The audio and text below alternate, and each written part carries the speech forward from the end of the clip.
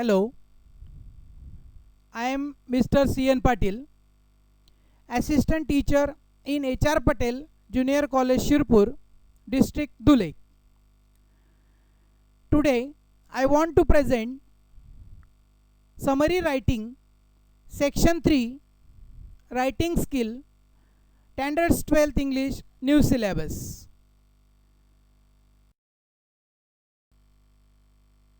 First of all, I want to request you, press the subscribe button, then press the bell icon and press the personalized.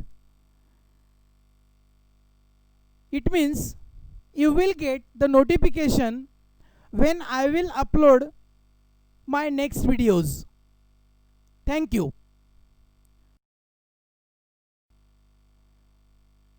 Today we will see summary writing.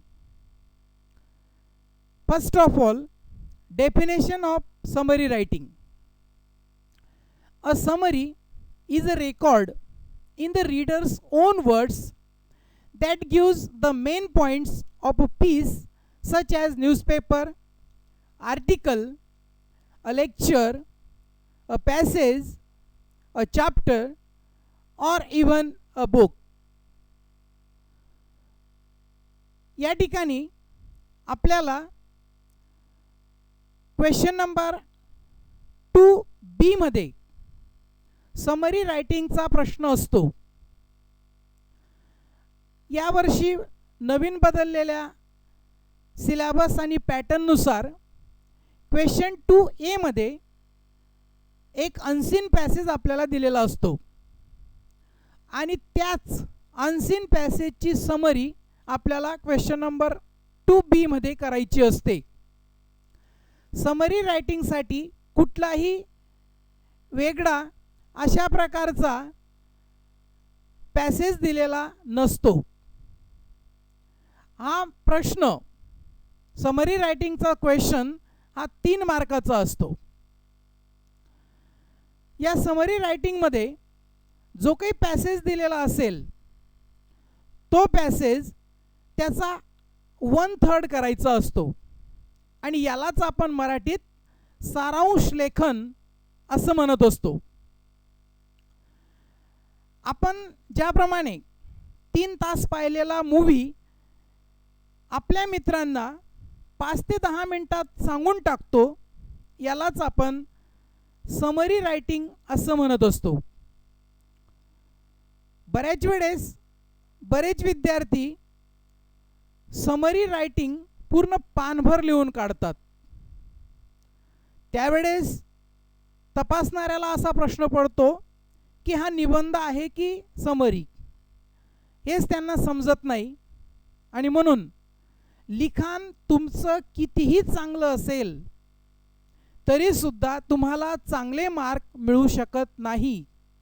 म्हणून summary writing कशी असावी, कशी करावी, काय करावे काय करू नये, डूज अँड डोंट्स ज्याला आपण म्हणतो, ते समजून घेणं महत्त्वाचं आहे. म्हणजे आपल्याला जास्तीत जास्त मार्क्स समरी रायटिंगमध्ये मिळू शकतील. Summary has a definite purpose. The purpose of a summary is to give the reader a clear, objective picture of the original text. जे काही त्या टेक्स्टमध्ये असेल त्याचं क्लिअर पिक्चर आपल्या समरीमध्ये असायला पाहिजे. नाहीतर समरी वेगळीच आणि पॅसेज वेगळाच असं व्हायला नको. म्हणून तुमच्या समरीमध्ये पॅसेजचं क्लिअर पिक्चर होणं गरजेचं आहे. त्याला उत्तम समरी असं म्हटलं जातं. What to do while doing summary.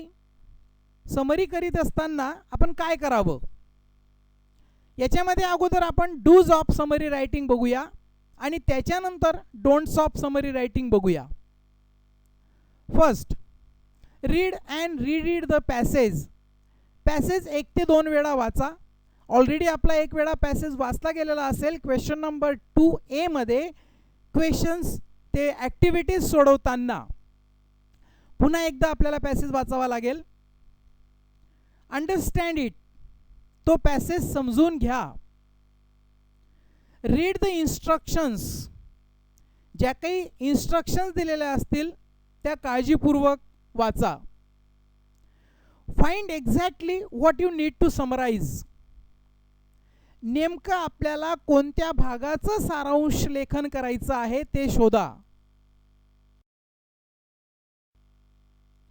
Identify the main idea through the process of asking questions, पॅसेजची नेमकी मेन आयडिया काय हे लक्षात घ्या, म्हणजे त्याचा उपयोग आपल्याला समरी रायटिंग करताना निश्चितच होईल. Form short sentences on your on, आपली स्वतःची पॅसेजशी रिलेटेड अशी छोटी छोटी वाक्य तयार करा, म्हणजे आपोआपच आपली समरी ही शॉर्ट होण्यास मदत होईल. Connect the sentences using linkers, linkers in the sense conjunctions, ज्याला आपण मराठीत उभयान्वयी अव्यय म्हणतो. 2-3 वाक्य जर आपल्याला एकत्र करायची असतील तर त्यासाठी या लिंकर्सचा वापर करा. जसं as soon as, no sooner than, hardly when, म्हणजे याच्याने काय होईल, आपला पॅसेज हा आपोआप कमी होत जाईल आणि त्याची उत्तम समरी तयार होण्यास मदत होईल. Remove redundant words and sentences from the key sentences, अनावश्यक शब्द आणि वाक्य काढून टाका. आणि अनावश्यक भाग जर आपण काढून टाकला तर निश्चितच त्या ठिकाणी आपला पॅसेज कमी होईल आणि त्याची समरी शॉर्ट जी आपल्याला जशी हवी आहे तशी होईल. ओमिट डिटेल्स, ज्या काही डिटेल्स गोष्टी दिलेल्या असतील त्या काढून टाका. म्हणजे समजा पॉप्युलेशनवर पॅसेज आहे, यात वर्षानुवर्ष जसं वर्षानुसार पॉप्युलेशन वाढतं आहे ते दिलेलं आहे आणि हे सर्व जवळपास 4 ते 5 ओळींमध्ये दिलेलं आहे. यावर्षी एवढं पॉप्युलेशन, त्यावर्षी एवढं पॉप्युलेशन. पण आपल्याला आता समरी रायटिंग करत असताना त्या 4 ते 5 ओळींना जर 1-2 ओळीमध्ये जर करता आलं तर तो करण्याचा प्रयत्न आपला होणं गरजेचं आहे. याला आपण असंही करू शकतो, त्या 4-5 ओळींना पॉप्युलेशनच्या बाबतीत दिलेल्या आहेत त्या, the population is growing rapidly every year, असं एका ओळीत ते लिहू शकतो, म्हणजे आपला पॅसेज कमी होईल. अवॉइड युअर ओन इंटरप्रिटेशन, आपलं इंटरप्रिटेशन तिथं करणं टाळा. आता याच्याच बरोबरीने काय करू नका, don't stop summary writing. Include, काहीही समाविष्ट करू नका, तुम्हाला माहिती असलेलं समाविष्ट करू नका किंवा पॅसेजमध्ये जे काही दिलेलं नाही ती माहिती इथं समाविष्ट करू नका.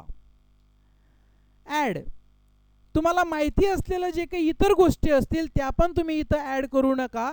समजा भारतामध्ये 2001ला भूकंप झाला आणि त्या भूकंपाविषयीची माहिती इथं दिलेली आहे या पॅसेजमध्ये, ज्याची तुम्हाला समरी करायची आहे, तर त्या ठिकाणी 2001च्या आणि त्या पॅसेज संबंधितच माहिती लिहा शॉर्टमध्ये. तुम्हाला जर 1993 मध्ये झालेल्या भूकंपाची अधिकची माहिती असेल, उत्तम माहिती असेल, तरी तिचा अंतर्भाव याच्यामध्ये करू नका. कमेंट, तुम्हाला पॅसेज आवडो वा न आवडो, तुमची प्रतिक्रिया देणं इथं टाळा, म्हणजे आपल्याला इथं क्रिटिसिझम करायचं नाहीये, आपल्याला क्रिटिसाइज करायला इथं चान्स नाही. गिव एक्झाम्पल्स, संबंधित माहितीशी रिलेटेड इतर उदाहरणं तुम्हाला जरी माहिती असतील खूप, तरी सुद्धा ती उदाहरणं इथं देत बसू नका. तुम्ही जर अशी अनेक उदाहरणं इथं दिली तर तुमचा पॅसेज हा वाढत जाईल, म्हणजे तो समरी होण्याच्या ऐवजी तो निबंध होईल. काही स्टेप्स आहेत समरी रायटिंगच्या, त्या बघूया आपण. रीड द आर्टिकल ट्वाइस, तो आपण करणार आहोत. अंडरलाईन द कीवर्ड्स अँड की पॉईंट्स, म्हणजे समरी लिहिताना आपल्याला सोपं जाईल. Write the title only at the beginning of your summary. Title लिहायला विसरू नका आणि ते समरीच्या सुरुवातीलाच लिहा. Write the summary in one single paragraph. एकाच पॅरेग्राफमध्ये ती असली पाहिजे, त्याचे 2 ते 3 पॅरेग्राफ करत बसू नका. ती ऑलरेडी आपण 1/3 करणार आहोत आणि त्याच्यामध्ये अजून तुम्ही 2-3 पॅरेग्राफ केलेत तर ते योग्य नाही. Try to put the things in simple language. साध्या भाषेमध्ये वापरा. एकदम bombarding words, bombarding language, scholarly language वापरण्याची काहीही गरज नाही. सिम्पल सेंटेन्सेस जरी तुम्ही तिथं यूज केलेत तरी सुद्धा चालणार आहे. आणि म्हणून असे साधी language, simple language, simple English language but simple sentences वापरा. या ठिकाणी आपल्या पुस्तकामधील हा पॅसेज दिलेला आहे आपल्याला आणि 44 इट मीन्स 44 लाईनचा आहे आणि या 44 लाईनची समरी ती पण आपल्याला या ठिकाणी दिलेला आहे. हा पॅसेज आपल्याला दिलेला आहे, त्याची समरी पण आपल्या बुकमध्ये दिलेली आहे. त्याचं टायटल इथं दिलेलं आहे, learning disability handle with care. आणि त्याच्यानंतर खाली फक्त 10 to 11 लाईन्समध्ये याची समरी दिलेली आहे. अशा प्रकारची उत्तम समरी आपल्याला सुद्धा या ठिकाणी करायची आहे. आपण हा माझा समरी रायटिंगचा व्हिडिओ पाहिलात, आपल्याला तो समजला असेल आणि आपल्याला चांगले मार्क्स या समरी रायटिंगमध्ये मिळतील अशी निश्चितच मला आशा आहे.